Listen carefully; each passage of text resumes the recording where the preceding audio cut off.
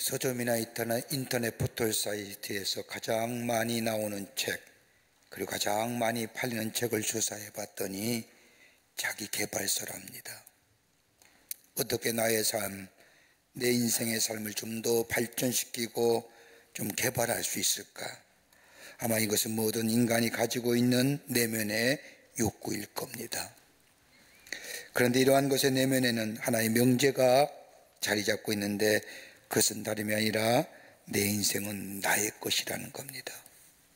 그러기에 내가 좀 더 성장하고 진보하고 발전하며 좀 더 나은 인생의 모습으로 살아가기를 원하는 마음에서 책도 사고 공부도 하고 연구도 하는 겁니다. 내 인생은 내 것이야, 내가 책임지는 것이야, 이것만큼 기분 좋으면서도 아마 두려운 말은 없을 겁니다. 나 인생이 내 것이라고 말한다면 적어도 내 그 안에 책임이 또 의무가 동반됩니다. 개인적 생존을 위해서 의식주를 구할 책임이 있고, 살아갈 이유가 필요하며 삶의 목적과 방향이 필요할 뿐만 아니라 내가 인생을 잘 살고 있는지 못 살고 있는 것에 대한 윤리와 도덕적인 판단의 기준도 있어야 하며 또한 스스로 판단해야 합니다. 그리고 마지막 죽음의 순간 앞에서 내가 제대로 살았나고 말할 수 있는 판단과 방법의 기준이 있어야 합니다. 그렇기 때문에 쉽지 않은 인생입니다.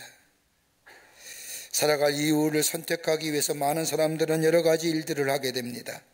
어떤 이는 자녀가 성장하는 모습을 보기 위해 열심을 다하여 삽니다. 어떤 이들은 자신의 두려움을 정복하거나 행복을 찾기 위해서 열심으로 노력합니다.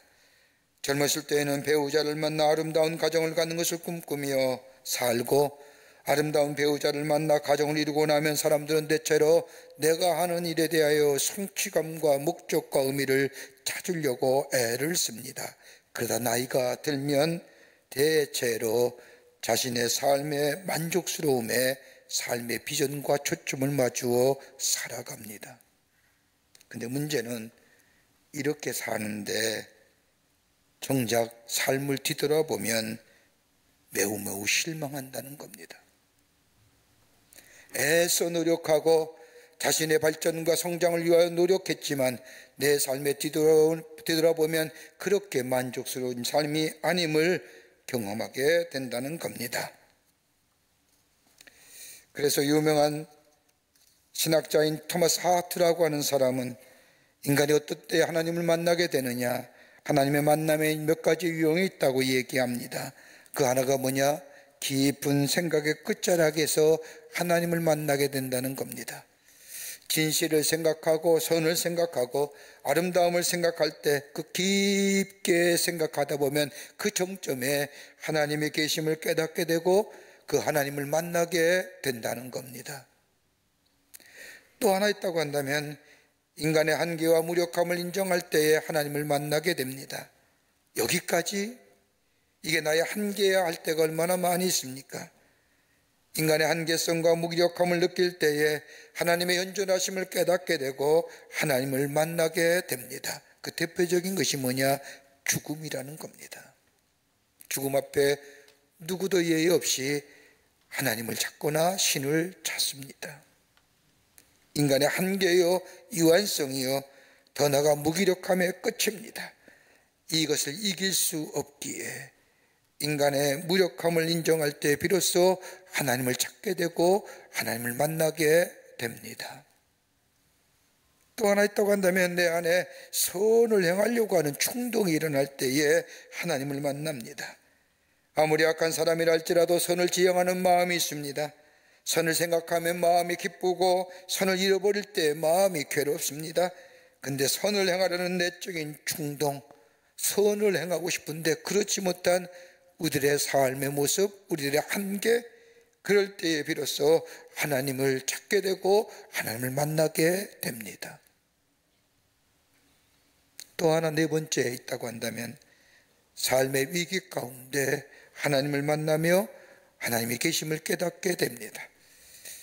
인간의 위기가 궁극적인 하나님의 기회라고 하는 이야기처럼 인간의 위기라고 생각할 때에 하나님을 만나고 하나님의 일하심을 경험하게 된다는 겁니다. 우리가 스스로 무엇인가 할 수 있다고 할 때에는 거기에는 아무리 하나님께서는 역사할 힘이 없지만, 내가 소중히 여겨고 귀하게 여겼던 것을 비로소 내려놓을 때에 하나님 우리를 통하여 일하시고 하나님의 귀한 역사를 이루어 가신다는 겁니다. 여러분, 믿음의 정의가 어떤 걸까요? 믿음을 여러 가지로 많은 말로 정의할 수 있지만 세 가지의 말로 요약하여 정의할 수 있을 겁니다. 믿음은 수용성입니다. acceptance 하는 겁니다. 받아들이는 겁니다. 따지고 분석하며 이성적으로 경험적으로 논리적으로 얘기할 것이 아닙니다. 믿음은 그냥 수용성입니다. 또 하나 믿음이라고 하는 것은 순종입니다. 주의 말씀 따라 행하는 겁니다. 순종할 때에 경험되어지는 겁니다. 경험하고 믿어지는 것이 아니라 믿고 행할 때에 경험되어지는 것이 믿음입니다. 그러기에 믿음은 순종입니다. 또 하나 또 간다면 믿음은 위임하는 겁니다. 위임하는 겁니다. 하나님 앞에 내어 맡기는 겁니다. 그러기에 이 전적인 수용성과 순종과 위임은 우리의 마음이 아니라 이성적 판단이 아니라 내 전체의 삶을 전인격적인 삶으로 하나님 앞에 위임하는 삶, 내어 맡기는 삶, 이것이 바로 신앙이요 믿음이 있다는 사람이요, 이게 바로 그리스도인이라 할 수 있을 겁니다. 여러분, 영혼의 실증이라는 이야기 들어보신 적이 있습니까? 영혼의 실증이라는 것은 다름이 아니라 말씀을 들어도 아무런 감동이 없는 상태를 얘기합니다. 말씀에 감동이 없으니 말씀을 듣는 시간이 지루합니다. 그리고 생각합니다. 저 말씀 예전에 들었던 말씀인데 하며 딴 생각합니다. 나를 향한 말씀임에도 불구하고 나에게 은혜가 되지 않는 삶, 은혜가 되지 않는 시간, 영혼의 실증함이 있는 겁니다. 저는 어디 가나 우리 교회 성도님들이 예배를 참 잘 드린다고 자랑합니다. 그런데도 가끔 보면 엄한 데 보는 분 계십니다. 영혼의 실증감이 오지 않았는가 생각이 됩니다. 영혼의 실증감이 생기면 신앙의 병리적 현상이 나타나는데, 거기는 신앙의 게으름이 다가오고, 이 신앙의 게으름이 있으면 하나님께서 우리에게 주신 의무와 책임에 대하여 무관심하게 됩니다. 하나님이 나를 부르셔서 구원하신 것은 그 부르심과 구원에는 분명한 뜻과 목적과 사명이 있는데 그거 잊어버리게 됩니다. 이런 사람에게는 아무런 하나님의 역사가 일어나지 않습니다. 이것이 지속되어져 가면 예수 믿는 사람인지 아니 믿는 자인지 구분이 아니되고, 겉모양만 그리스도인이지 속 사람에는 능력이 사라지는 그리스도인의 삶, 이것이 점점점 가속화되고 상승하면 하나님을 떠나는 인생 됩니다. 오늘 본문의 말씀을 보십시오. 성경은 오늘 우리에게 말씀하시기를 너의 행사를 여호와께 맡기라고 말씀합니다. 맡긴다는 것은 그냥 일부분을 얘기하는 것이 아니라 전적인 맡김, 전부를 맡김을 얘기합니다. 우리의 마음도 맡기고 우리의 미래도 맡기고 우리의 행사도 우리의 도모도 다 맡기는 것을 말하는 겁니다. 맡긴다고는 두 가지의 의미가 있습니다. 하나는 소극적인 면에서의 맡긴다는 것은 다름이 아니라 자기 포기입니다. 내가 하던 일, 내 능력과 내 지식을 가지고 도모하던 일, 이거 내려놓으라는 겁니다. 이거 부정하고 이거 포기하라는 겁니다. 하지 말라는 것이 아니라 내 의지와 내 능력과 내 지식을 가지고 도모했고 행사했던 일을 그만두라는 겁니다. 이것만 생각하면 그리스도인이라는 삶이란 참으로 무기력한 삶 되기가 쉽습니다. 그런데 맡긴다는 것은 또 다른 의미가 있는데, 그것은 적극적인 의미로서의 맡긴다는 것은 하나님을 전적으로 신뢰하는 겁니다. 하나님 앞에 의탁하는 것을 말합니다. 하나님의 말씀에 대한 신뢰와 더불어 그 말씀 따라 삶으로 그 말씀을 따라 위임하는 삶을 얘기합니다. 그리고 책임을 하나님 앞에 맡긴다는 겁니다.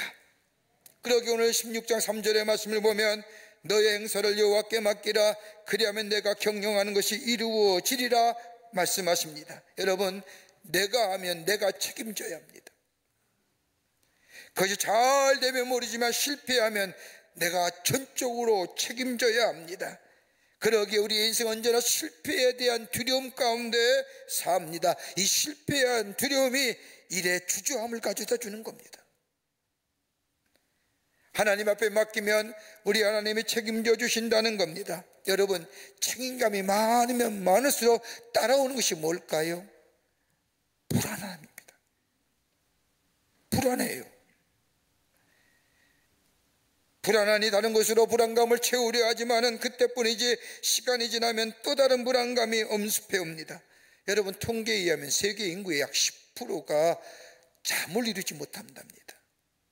2018년 우리나라 통계에 의하면 불면증으로 병원에 찾아서 클리닉을 받은 사람이 약 58만 명이랍니다.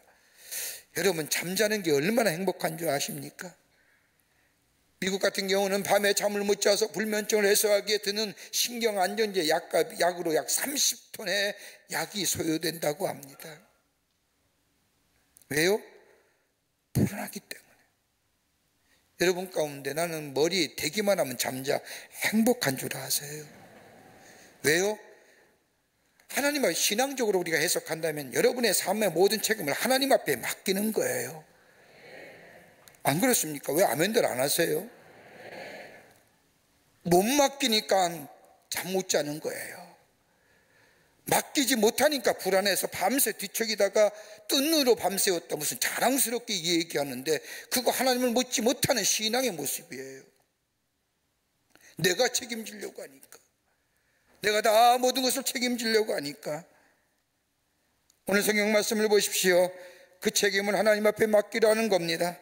하나님에 맡기고 하나님의 말씀을 따라 살아가는 삶, 여기에 내 책임이 아니라 하나님이 책임져 주시는 건 단다는 겁니다. 내가 도모하는 일, 내가 행사하는 일, 나의 미래도 더 나아가 내 자녀의 모든 일에도 하나님 안에 있습니다. 이 하나님 앞에 맡기는 믿음이 우리 안에 있을 때에 우리 안에 자유함이 있는 겁니다. 그 자유함에 누리는 기쁨이 얼마나 큰지요. 그 기쁨을 누리라는 겁니다. 맡겨라, 그리하면 이루시겠다고 하시는 겁니다. 뭘 맡기고 뭘 누리시는가요? 오늘 본문의 말씀을 통해서 함께 말씀을 나누며 은혜 받기를 원합니다. 첫째는 맡김으로 인하여 자유함을 누리라는 겁니다. 9절 말씀을 보십시오. 사람이 마음으로 자기의 길을 계획할지라도 그 걸음을 인도하시는 자는 여호와시니라. 지금 계획하는 것, 하나님 앞에 맡기라는 겁니다. 마음으로 맡기고 뜻을 맡기고 더 나아가 우리의 삶 모든 것을 맡기라는 겁니다. 그 맡김을 인하여 자유함을 맛보며 그 안에 기쁨을 경험하라는 겁니다. 유명한 작가인 스티브 비덜프라고 하는 사람이 쓴 책 가운데 왜 어른들은 행복하지 못할까요? 왜 아이들보다 행복하지 못한 이유가 어디에 있을까? 그 이유를 글로서 표현했는데 한번 재미있습니다. 한번 생각해 보십시오. 그 하나가 뭐냐? 과거에 대한 후회 때문에 인간은 어른은 행복하지 못하다는 겁니다. 어린아이들은 과거가 없습니다. 그러기에 후회가 없지요. 어른들은 과거가 많지요. 여러분, 과거 생각하면 어떻습니까? 행복하고 기쁘고 과거로 돌아가고 싶습니까? 결코 아닐 겁니다. 과거를 생각하면 후회가 있습니다. 왜 그때 내가 그렇게 했을까? 후회도 있고 반성도 있습니다. 그러지 말아야 했는데 그때가 가장 역사적인 실수였어 라고 생각한 후회감 때문에 어른들은 아이에 비해서 행복하지 못하다는 겁니다. 아이들은 과거가 없기에 후회가 없기에 행복하다는 겁니다. 또 하나 있지요. 죄책감 때문에 인간은 어른들은 행복하지 못하다는 겁니다. 오래된 죄책감, 회개하고 죄사함 받았으면 날려버려야 함에도 불구하고 회개하고 하나님의 은혜로 죄사함을 받았다고 임에도 불구하고 그 오래된 죄책감에 눌려 행복하지 못하다는 겁니다. 죄책감의 잿빛 그림자가 그 가슴에 드리웠기에 십자가의 은혜로 구원받았고 예수께서 나를 죄를 대신하여 나의 죄의 모습을 대신하여 저 십자가에 달려 돌아가심으로 내 죄가 사하지고 내가 온전케 되고 새로운 존재가 되고 새로운 삶의 양태를 가진 사람이 되었음에도 불구하고 그 죄책감에 버리지 못하고 그 자리에 아직도 연연하는 삶의 모습, 그러기에 반복되는 죄의 유 앞에 넘어질 수밖에 없는 삶의 모습들, 그러기에 그 죄책감의 죄빛 때문에 행복하지 못하다는 겁니다. 또 하나 있다고 한다면 해묵은 원망입니다.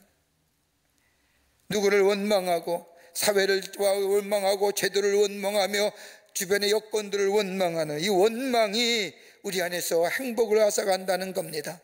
여러분, 이스라엘 백성을 보십시오. 출애굽하여 하나님의 약속인 땅인 저 가나안 땅을 향해 갑니다. 광야에 40년 길을 걸어갑니다. 여러분, 그 길이 어떤 길입니까? 정말로 한 번도 가보지 못한 길입니다. 그런데 하나님은 그 길을 인도해 주시지 않습니까? 밤에는 불기둥으로, 낮에는 더울까봐 구름기둥으로 그 햇빛을 가리워주며 만나와 메추라기를 먹이시며 때마다 시마다 하나님의 역사하심과 인도하심과 보호하심을 받았다고 한다면 그 광야길에서 그의 입에서 나올 일이 어떤 것일까요? 그 은혜에 대하여 감사의 고백이 터져 나와야 할 겁니다. 그런데 이스라엘 백성 입에서 나온 게 뭘까요? 없다, 있다, 멀다, 가깝다. 하나님 베푸신 은혜 다 잊어버리고 원망과 불평이 저들의 입에 터져 나오게 될 때 저들은 다 광야에서 죽고 맙니다.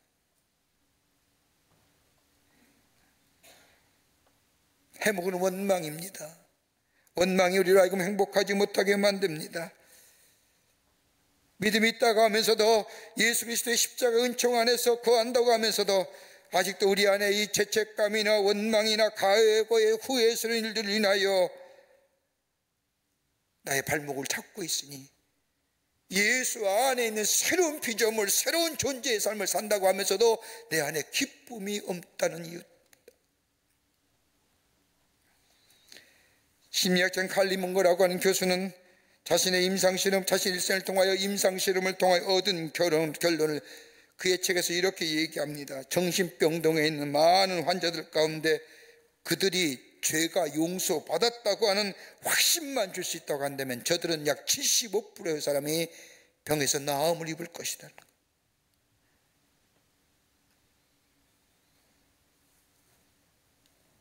죄책감, 과거의 후회, 원망, 이것이 우리의 발목을 잡고 우리 앞으로 나아가지 못하며 사는 삶. 그러기에 늘 그로 인하여 마음속에 불안과 염려와 걱정과 근심 가운데 사는 우리의 삶. 오늘 하나님 우리에게 말씀합니다. 그 모든 삶의 모든 문제 하나님 앞에 맡겨보라는 겁니다. 짧은 인생 사는 동안 하나님이 주신 기쁨과 평안의 삶으로 자유함을 누리라는 겁니다. 그러기에 여러분, 복음은 자유함의 복음입니다. 여러분, 예수님께서 우리에게 말씀하신 것처럼 너희에게 평안을 주노라, 내가 주는 평안은 세상에 주는 평안과 다르더라고 말씀하신 것처럼 부활하신 후에 예수님이 처음으로 제자들에게 나타나시어 건넨 말씀, 평안하느뇨? 라고 물으셨던 그 예수님의 물음, 오늘 우리에게도 물으시는 겁니다. 우리 마음속에 참된 평안과 더불어 기쁨 속에 자유함을 누릴 수 있는 것은 다름이 아니라 내 모든 삶의 문제 주님 앞에 내어 맡기는 겁니다. 주님이 맡으시옵소서. 주님께 모든 것을 내어 맡기고 그 안에서 주의 주시는 기쁨과 자유와 평안함을 누리는 삶. 그러기에 너의 행사를 모든 것을 다 여호와께 맡기는 것은 우리 주님이 우리를 사랑하시게 하시는 말씀인 줄 믿습니다. 주님 앞에 맡기게 될 때에 우리 안에 참된 자유를 통하여 기쁨과 평안의 삶이 행복한 인생으로 살아가는 복된 인생이 되는 줄 믿습니다. 이게 믿음의 삶입니다. 두 번째는 우리의 의로움을 내려놓으라는 겁니다. 우리의 의로움을 내려놓아야 됩니다. 오늘 2절 말씀을 보면 사람의 행위가 자기 보기에는 모두 깨끗하여도 여호와는 심령을 감찰하시니라고 말씀합니다. 여러분, 우리가 스스로 우리 자신을 뒤돌아볼 때에 깨끗하다고 생각하십니까? 그렇지 않을 겁니다. 아무리 내가 내 자신을 뒤돌아봐도 깨끗하지 못한 모습, 그러기에 사람들은 어떻게 이런 모습으로 하나님 앞에 설 수 있느냐고 얘기합니다마는, 그러나 우리 하나님은 그런 것 보는 게 아니라 우리 하나님은 그의 마음의 중심을 보시는 거예요. 여러분, 인간의 옳고 그름은 상대적인 것이 있기에 옳고 그름이 판단되는 겁니다. 대상이 없으면 옳고 그름을 판단할 수가 없습니다. 이러한 판단은 다분히 상대적이고 가식적이고 위선적일 수 있습니다. 그런데 우리 하나님이 우리를 보실 때에 그가 도덕적으로 오르며 윤리적으로 오르며 이런 것을 보시는 것이 아니라 그의 마음이 얼마나 깨끗하고 그의 마음이 얼마나 정직하며 신실한 이것 보신다는 것. 여러분, 우리가 흔히들 말할 때 최선을 다했다고 얘기하죠. 최선을 다했다는 게 어떤 걸까요? 어떻게 정의할까요? Do your best. 왜 최선을 다하지요? 여러분, 최선을 다한다는 것은 다름이 아니라 굳이 말한다고 하면 다른 사람과 비교하여 얻어진 과정의 산물일 겁니다. 비교할 대상이 없으면 최선이 아닌지 모르잖아요. 다른 사람과 비교해서 내가 이만큼 했어, 내가 이만큼 노력했어, 내가 이렇게 결과를 얻었어, 여러분, 이렇게 얘기할 수 있는 것, 최선을 다했다는 얘기입니다. 그런데 여러분, 가만 보십시오. 최선을 다했다는 말 속에 담겨진 또 하나의 의미가 있다고 한다면 뭐예요? 내 의로움이죠. 내 의로움이에요. 내가 이 정도 했어, 내가 이렇게 했어, 내가 이런 결과물을 만들었어, 이거 내려놓으라는 겁니다. 하나님 앞에. 여러분, 사무엘상 16장 6절 이하의 말씀을 보면 다윗이 사울의 뒤를 이어 사무엘에게 기름을 부은 장면이 나옵니다. 이세 7 아들이 지나갔지만 하나님 누구에게도 기름을 부으라는 말씀을 하지 않으십니다. 나중에 들녘에서 양을 치고 있던 다윗이 사무엘 앞에 섰을 때에 하나님은 다윗에게 기름 부으라고 말씀하십니다. 그 모습을 사도행 23장 22절에 이렇게 표현합니다. 내가 이세의 아들 다윗을 만나니 내 마음에 합한 사람이라 내 뜻을 다 이루게 하리라. 하나님 마음에 합한 사람이라는 겁니다. 밖에 나가서 아버지 양을 쳐서 합했을까요? 그거 아닐 겁니다. 최선의 삶을 살아서요? 그거 아닐 겁니다. 하나님은 다윗의 마음의 중심을 보신 겁니다. 어떤 중심이요? 다윗의 생애를 가만히 보십시오. 그는 출세할 기회도 많았습니다. 그런데 그 출세에 마음 팔지 않았습니다. 시기와 질투가 없었습니다. 사울의 왕 아들이 되는 요나단이 사울 왕의 뒤를 이어 이스라엘 왕이 될 그 요나단과 친하게 지낼 때도 이 요나단에 대하여 시기와 질투하는 마음이 없었습니다. 더 나아가 책임질 줄 아는 사람이었습니다. 이스라엘의 비가 오지 않을 때면 자신의 잘못이라고 애통해하며 하나님 앞에 기도했던 다윗, 또한 진실의 믿음의 사람이었습니다. 죄를 지었을 때도 그는 철저하게 하나님 앞에 회개합니다. 저 밧세바와의 잘못된 관계 속에 태어난 아들이 죽게 되자 일주일 동안 금식하며 베옷을 입고 채를 드시며 하나님 앞에 통회합니다. 내 죄십니다, 내 탓입니다, 내 잘못입니다, 살 수만 있으면 살려주십시오. 그래도 하나님이 그의 생명 거둬가시사 그는 깨끗이 그 하나님 앞에 인정합니다. 제 결과를 자복하고 인정합니다. 그가 어려움 당하거나 때로 이유 없는 고난과 고통을 당할 때도 하나님 앞에 자신의 의로움이나 자신의 것을 내세우지 아니하며 하나님 왜 이렇습니까? 왜 이런 고통을 당하였습니까? 때로는 하나님 앞에 간구하며 이야기하지만 끝 마지막 결론의 부분은 뭐예요? 하나님 앞에 하나님의 주권에 하나님의 앞에 전적으로 인정하는 겁니다. 하나님만이 아십니다. 하나님 그 마음을 아시는 거예요. 그 중심을 보셨다는 거예요. 그러기에 내 마음에 합한 사람이라는 겁니다. 최선을 다해서 열심으로 살아서가 아니라 자신의 의로움을 내려놓는 겁니다. 하나님의 은혜입니다. 내가 이만큼 하나님의 사람으로 산 것은 전적으로 하나님의 은혜입니다. 예수께서 십자가에 달려 돌아가심으로 죽으심으로 인하여 나를 새롭게 하시고 내 안에 성령께서 역사하시어 나의 삶을 인도하시고 지키시고 보호하시며 때로는 내가 순간적으로 판단과 결단을 잘못할 때 나를 일깨워 주셔서 그 길로 가지 않게 하시고 늘 주의 의로운 손으로 나를 붙잡아 주시사 저 사망의 음침한 골짜기를 다닐지라도 내가 두려워하지 않는 삶으로 주님과 함께 걸어갈 수 있다고 하는 그 놀라운 하나님의 은혜, 그 은혜가 내 안에 넘치게 될 때에 내 의의가 사라지는 겁니다. 은혜가 없으니 내 의의가 드러나는 거지요. 내 모든 것을 맡기라는 것은 다름에 내 의로움을 내려놓는 겁니다. 내가 한 것이 아니라 하나님이 하셨습니다. 하나님만이 하십니다. 하나님만이 주인 되십니다. 이 고백이 우리의 입에서 은혜 안에서 터져 나오게 될 때 하나님은 그의 걸음을 인도하시고 지키시고 우리의 마음의 소원의 항구로 우리의 걸음을 인도해 주시고 우리의 삶 속을 통하여 하나님이 하나님 되심을 많은 자들에게 증거하는 복된 하나님의 백성의 삶으로 살아가게 해 주실 줄을 믿습니다. 내가 하려니까 문제예요. 내가 하려니까 두렵고요. 내가 하려니까 불안한 거고요.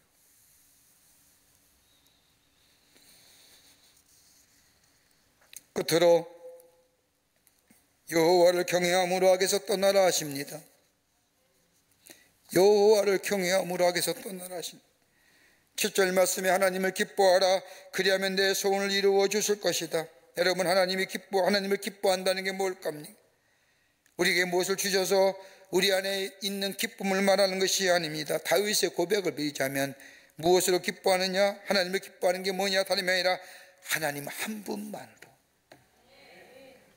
무엇을 주시기에 내 소원을 이루어 주셨기에 하나님을 기뻐하는 것이 아니라 하나님이시기에 하나님 우리의 아버지가 되시고 우리의 주인 되시고 창주 되시고 우리의 걸음을 인도하시고 보호하 되시는 그 하나님이시기에 하나님을 온전히 경외할 때 누리는 기쁨입니다. 하나님을 경외하는 게, 여러분, 하나님을 경외한다는 게 무엇일까요? 경외한다는 것은 존귀히 여긴다는 겁니다. 존귀히 여기는 방법이 어떤 걸까요? 들려오는 하나님의 말씀에 따라 사는 거예요. 여러분, 어떤 부모를 경외하는 길이 뭘까요? 부모님을 존귀히 여기며 부모님을 소중히 여기는 가장 대표적인 뭘까요? 뭘 많이 벌고 많이 갖다 드려서 부모님에게 물질적으로 삶의 여건과 환경으로 좋게, 그거는 경외하는 모습이 아닐 겁니다. 아니, 일부분은 될지 모르지만 진정한 의미에서의 부모님을 경외하는 일은 부모님의 말씀에 따라 사는 겁니다. 순종하는 거예요. 그분의 말씀을 귀히 여기는 거예요. 하나님을 귀히 여기고 존귀히 여긴다는 것은 하나님이 하시는 말씀에 대하여 듣고 순종하며 그 말씀을 따라 사는 인생, 이것이 하나님을 경외하는 것이요, 하나님을 경외하는 삶이 될 때 하나님의 말씀을 통하여 우리를 통하여 하시고자 하는 일들을 하시고 말씀하시고 소원을 이루어가게 하시는 것, 이게 경외한다는 모습입니다. 하나님의 기쁨이 먼저 나의 기쁨이 되는 겁니다. 하나님의 기쁨이 나의 먼저 소원이, 하나님의 소원이 나의 소원이 되는 겁니다. 그럴 때에 하나님 우리의 소원과 우리의 기쁨, 우리 마음에 두신 하나님의 소원과 하나님의 기쁨을 이루어 가십니다. 여기에 성공이 있는 거예요. 우리 하나님이 잘못되기를 원하실까요? 우리 하나님이 우리들 잘못되기 원하셔서 부르셨을까요? 그거 아닙니다. 상대성 이론을 발견한 아인슈타인 박사가 마지막 말년에는 그의 논문을 보면 신학적 이론들이 굉장히 많습니다. 그의 신학적 이론 가운데 이런 글이 하나 있습니다. 우주에는 힘이 있다. 우주에는 보이지 않는 에너지가 있다. 보이지 않는 에너지에는 도덕성이 있고 거기에 윤리성이 있다. 그 힘과 그 보이지 않는 에너지와 직선상에 일처해 살면 그에게 건강도 있고 그의 성공도 있고 그의 행복도 있다. 그러나 이것으로부터 벗어나게 될 때에는 그는 일평생 실패한 인생으로 살아가게 된다. 우주의 원리가 뭘까요? 우주의 힘이 뭘까요? 하나님의 원리고 하나님의 뜻일 겁니다. 하나님의 원리는 뭐예요? 말씀일 것이고, 하나님은 뜻이 뭐예요? 우리 안에 두시는 소원과 기쁨일 겁니다. 거기에 일직선상에 수직선상에 놓이면 그 인생에 건강도 있고 행복도 있고 그 안에 성공도 있지만 그 수직선상에서 이탈하게 되면 그는 실패한 인생으로 살아갈 수밖에 없다는 겁니다. 근데 우리 주님은 더 오래전에 우리에게 말씀하십니다. 너희는 먼저 그의 나라와 그의 의를 구하라. 그리하면 이 모든 것을 더하여 주시리라.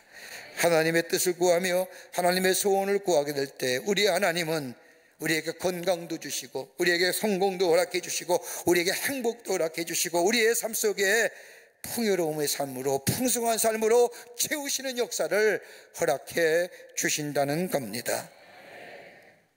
내 기쁨이 아니라 내 소원이 아니라 하나님의 기쁨이, 하나님의 소원이 나의 기쁨이 되고 나의 소원이 되는 인생. 그리고 들려오는 주의 말씀에 그렇지요, 순종하며 그 말씀 따라 사는 인생, 거기에 내 삶의 우선순위 두는 인생. 그럴 때 하나님은 우리의 삶에 풍요로움과 번성함과 풍성함의 역사, 하늘의 땅에 기름진 것으로 채우시는 역사를 경험하게 됩니다. 이것이 믿음의 삶입니다. 이 믿음이 있을 때에 우리는 우리의 삶에 행복과 기쁨이 넘쳐나 자유한 인생이 되고, 그리고 맡겨질 때에 우리 안에 주의 주신 놀라운 은혜 안에 참된 평안의 삶을 살아가는 복된 인생이 될 줄 믿습니다. 이런 믿음의 삶을 경주하시는 여러분과 저와 되시기를 주의 이름으로 축원합니다. 하나님 감사합니다. 주께서 저희들 사랑해 주셔서 하나님의 백성 삼으심에 감사합니다. 우리의 삶이 늘 주의 소원과 주의 기쁨이 되게 하여 주시며 우리의 삶의 우선순위가 하나님의 기쁨과 하나님의 소원 되게 하여 주셔서 그로 인하여 우리의 삶 속에 주시는 축복이 하늘의 풍요로움과 땅에 기름진 것이 넘쳐나는 하늘의 복된 백성들의 삶 되게 하여 주시옵소서. 내 안에 역사하시는 하나님을 증거하는 하나님의 백성으로 살아가게 하여 주시옵소서. 성령이 도우실 줄 믿으며 예수님의 이름으로 기도하옵나이다. 아멘.